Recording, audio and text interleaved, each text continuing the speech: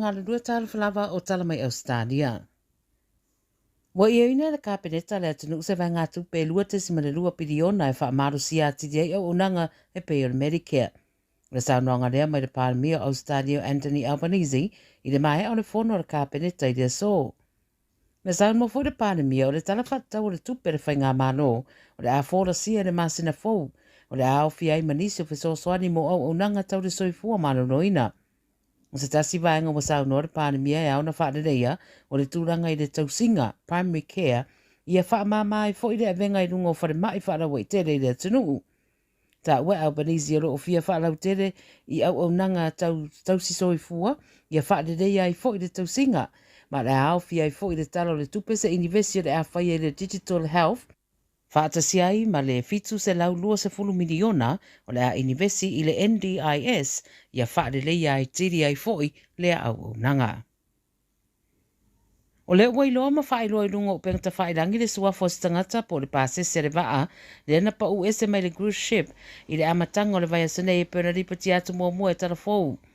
O se adi i mai Brisbane e suafa i a Warwick Tolan Marsh e tolusu lima tausanga na pa u ese mai le waa o le Quantum of the Seas po le tau se fultasi le po le solulu o le vasa nei a o iai lea o le waa i le tusa mareafe whaserau kilomita mai le Hawaiian Islands.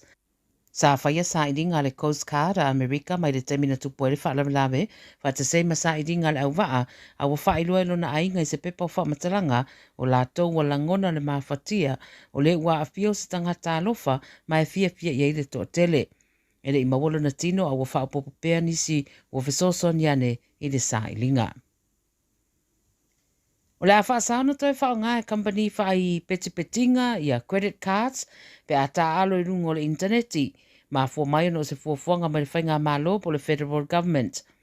O ia whaamtaranga na whaolasia i le soe le Minister of Ausetalia Michelle Rowland ma le Minister of Social Services Amanda Rishworth ma o le a apalai au onanga uma whaapeolo laiseneina i Ausetalia.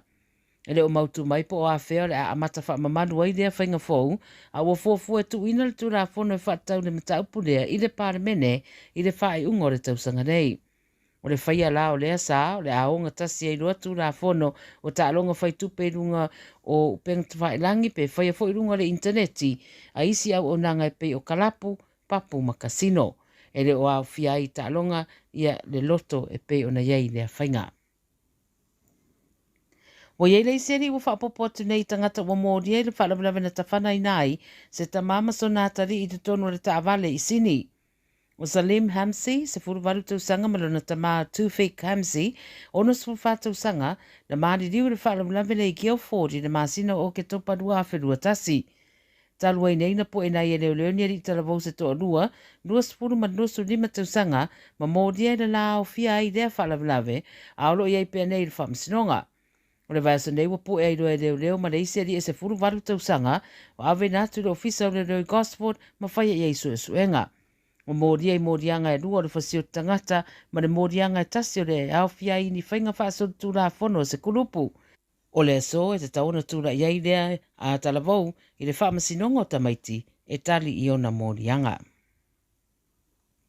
Ma le taramuri e whawa i aso lewa li putia wa whaasalaile li taalo mai North Queensland, Jeremiah Nanai, pe ona tuina nei le whaasalanga ma le komite i roiloina taalonga. O le pueina e Nanai o Braden Hamlin Wele, wa mafuai lea whaasalanga i le taalonga na malo ai le konala, fast food whai le ono.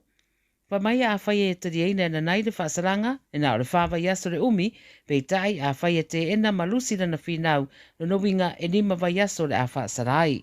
O ripotia le Nine News e whamtaranga Hamlin Wele e whapena te iloa ele i eise mana onga o Nanai e whamanua ria o ia peitai o le tūlanga lea na tūrai mai. E rua ta alonga sa re ta alo i fo i Nanai le amatanga o le tausanga le nei o no se whaasaranga fo i le rātou ta alonga ma le Titans. O tala nā le Radio Samoa mo le nei aspirina mai Ausetalia ma o fo i seisi whapoponga le vāsa fo pe au ria a manuia tere le whai ungar vai